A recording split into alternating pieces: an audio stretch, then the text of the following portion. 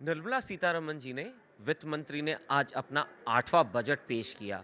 इसी के साथ साथ इलेक्ट्रॉनिक से लेके हेल्थ केयर तक, इंफ्रास्ट्रक्चर से लेके रेलवे तक, बिहार में मखाना बोर्ड से लेकर के दाल उगाने तक की बात की है। इस बजट को अगर आप देखें, आम आदमी के लिए एक खास बजट, क्योंकि 12,75,000 तक अब इनकम टैक्स देने की ज़रूरत नहीं पड़ेगी।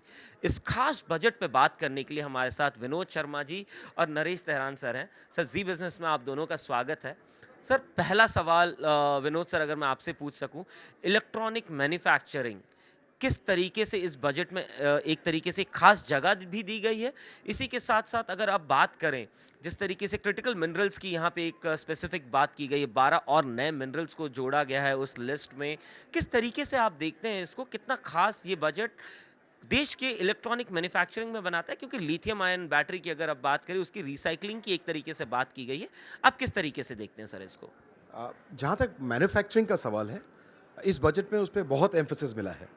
बहुत जोर दिया गया, एमएसएमई की बात करें, एक्सपोर्ट्स की बात करें, नेशनल मैन्युफैक्चरिंग मिशन की बात करें, जिसमें कि सेंटर और स्टेट साथ में बैठकर कुछ बड़े कंटेंसेस इश्यूज होते हैं। जैसे हम सेंटर में पॉलिसी तो ज़रूर बनाते हैं, लेकिन जब हम फैक्ट्री लगाते हैं, वो ज़रूर किसी स्टेट में, किसी गाँव में लगती है, किसी ज़िले में लगती है।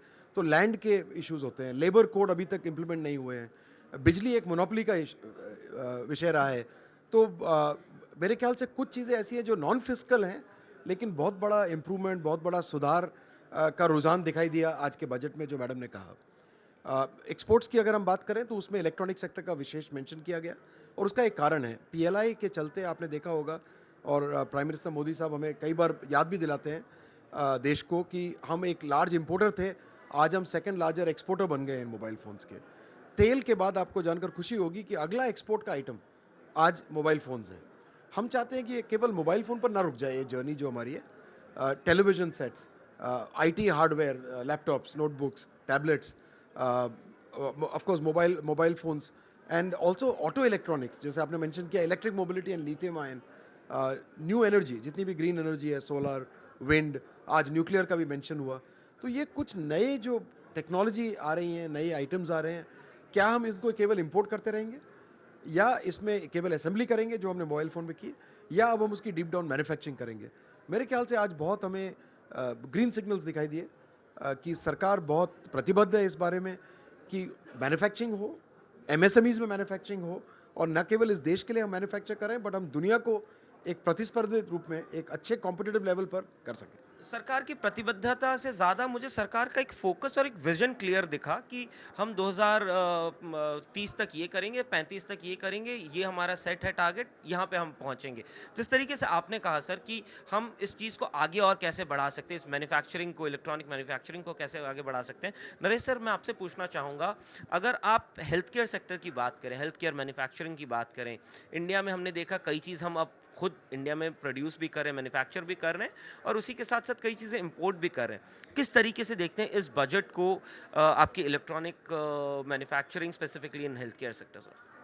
तो ये आज के दिन हमारी जो डोमेस्टिक मैन्युफैक्चरिंग मेड टेक में है, वो अभी बहुत नेसेंट स्टेज पे है। अभी हमने हमारा जो मूवमेंट है, जैसे अब सीटी स्कैन वगैरह बनने लगे हैं, बट वही तीन कंपनीज जो दुनिया की मेड टेक को डोमिनेट करती हैं, खास करके इलेक्ट्रॉनिक इमेजिंग जो सिस्टम्स हैं, वो तीनों कंट्रीज़ ही यहाँ प्लांट्स लगा रही हैं। जो होम ग्रोन इंडस्ट्री है, वो आहिस्ते आहिस्ते आगे बढ़ रही है, और ये हमारा विषय रहा है कि सीआईआई की हेल्थ केयर काउंसिल से हमने ये विषय अभी कॉन्फ्रेंस ही करी थी, जिसमें हमारे इंडियन मैन्युफैक्चरर्स को बहुत सारा कोलैबोरेटिव वर्क करना है, आपस में भी और इंटरनेशनली भी, टेक्नोलॉजी एक्सेस करके उसको इंडिया में बनाना है। क्योंकि आज बजट भी देखोगे आप, उसके अंदर जो अनाउंसमेंट्स हुए हैं अबाउट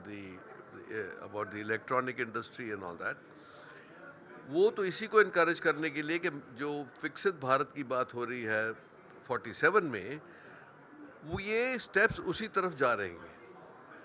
जब हेल्थ केयर में आप आएंगे, तो जैसे एक 10,000 75,000 new medical graduation seats announce करी गई थी जुलाई में।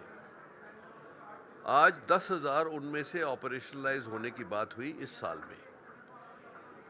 सिमिलरली जो skills centres, 5 skill centres excellence के जो अनाउंस किए, उसके अंदर जो पैरामेडिकल फोर्सेज हैं, वो जो एम्प्लॉयबल हैं in the health care sector, वो भी, उसको भी बढ़ावा दिया गया आज। सो एक तो वो एजुकेशन साइड पे और लेबर साइड पे और स्किल साइड पे। दूसरा जो कैंसर की जो जिस तरीके से कैंसर बढ़ रहा है हिंदुस्तान में, दुनिया में ही बढ़ रहा है, उसमें एक बहुत बड़ी राहत दी गई कि जो इम्पोर्ट ड्यूटी है, इम्पोर्टेड मेडिकल जो कैंसर ड्रग्स लाते हैं हम, उसके ऊपर टोटल जो ड्यूटी है वो एग्जेम्प्ट कर दी गई। तो ये जो सेविंग है ये पेशेंट को पास ऑन करी जाएगी और पेशेंट के ऊपर बर्डन कम होगा, ये बहुत बड़ी चीज़ है। दूसरा जो उसके साथ साथ अनाउंस हुआ कि हर डिस्ट्रिक्ट में एक डे केयर कैंसर सेंटर बनाया जाएगा। तो कैंसर डे केयर सेंटर के माध्यम से जो लोगों को कीमोथेरेपी या डायग्नोस्टिक्स वगैरह करने के लिए बड़े बड़े डिस्टेंस जाना पड़ता था, वो राहत मिल जाएगी। एक तो उनकी तबीयत वैसे ही ठीक नहीं होती, तो उनको जब दूर दूर हॉस्पिटल्स में जाना पड़ता है तो बहुत तकलीफ होती है। ये सेंटर खुलने से उनको कॉस्ट भी बचेगी, उनकी तकलीफ भी कम होगी, और ये मतलब अपने घर के करीब ही ऐसा मिल जाएगा। तो 200 सेंटर्स इस साल ऑपरेशनलाइज करने की बात हुई है। तो यही चीज़ें जो हैं इकट्ठा होके पब्लिक के लिए बहुत फ़ायदेमंद होंगी। सर, अगर बात की जाए जिस तरीके से इंफ्रास्ट्रक्चर डेवलपमेंट की बात की गई है, रूरल इकोनॉमी को डेवलप करने की बात की गई है, रूरल इंफ्रास्ट्रक्चर, मैन्युफैक्चरिंग, इस चीज़ को आप किस तरीके से देखते हैं? क्योंकि रूरल इंफ्रास्ट्रक्चर कहीं ना कहीं देश का एक इम्पॉर्टेंट हिस्सा रहा है। How do you see it sir? देखिए, प्राइवेट सेक्टर इन्वेस्टमेंट के ऊपर बहुत बार सवाल उठाए जा रहे थे कि सरकार ही सब कुछ खर्च कर रही है और प्राइवेट सेक्टर उसको नहीं कर पा रहा है। प्राइवेट सेक्टर इन्वेस्टमेंट तब करता है जब मेरी जो आज फैक्ट्री लगी हुई है उसको मैं एक सर्टेन कैपेसिटी यूटिलाइजेशन पे पहुंच जाऊं, और वो यूटिलाइजेशन पिछले क्वार्टर में हमने देखा कि और थोड़ा कम हो गया। कुछ कारणों की वजह से डिमांड उतनी अच्छी नहीं रही। तो मेरे ख्याल से रूरल सेक्टर में और ये जो 12 लाख तक या 12.75 लाख तक जो रिलीफ दी गई, ये लगभग 1 लाख करोड़ रुपए एक्स्ट्रा लोगों के हाथ में दिया है सरकार ने। ये 1 लाख करोड़ मेरी समझ से इंफ्रास्ट्रक्चर के 1 लाख करोड़ से भी कहीं ज़्यादा है, क्योंकि वो तो हम लगाते हैं, ये तो लोगों के हाथ में एक बार पैसा आ जाता है, वो उसको खर्च करेंगे इस इकोनॉमी, अपनी हेल्थ को ठीक करने में, अच्छा खाना खाने में, या कुछ इलेक्ट्रॉनिक्स खरीदने में।